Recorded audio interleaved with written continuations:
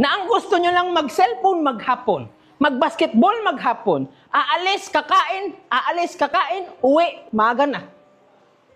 Ayaw nyo magtrabaho. They love you, deserve you, pagkain ninyo, preparado. Gigising sila ng umaga para may baon kayo.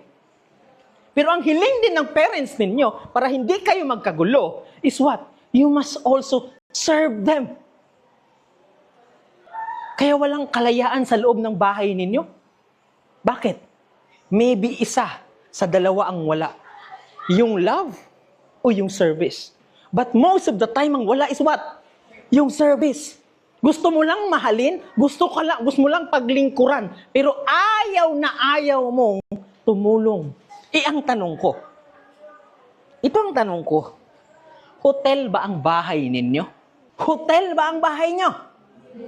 Di ba pag magpunta ka ng hotel, okay. Kuha ka, bayad ka, punta ka doon. Hindi mo na kailangang ilinisin pag alis mo, tama. Pero hindi kanya sa bahay nyo. Pag uwi ninyo, tumulong kayo. Pag uwi ninyo, pagkagising nyo, magluto kayo. Kasi hindi nga kayo nasa hotel. Kung nasa hotel kayo, gusto nyo magka-hotel, magkapera muna kayo.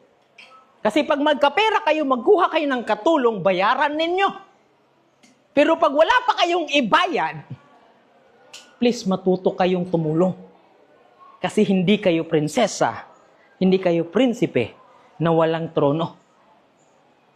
So it means, pag uwi nyo mamaya, tanungin nyo sa sarili nyo, bakit ako pinapagalitan lagi ni mama?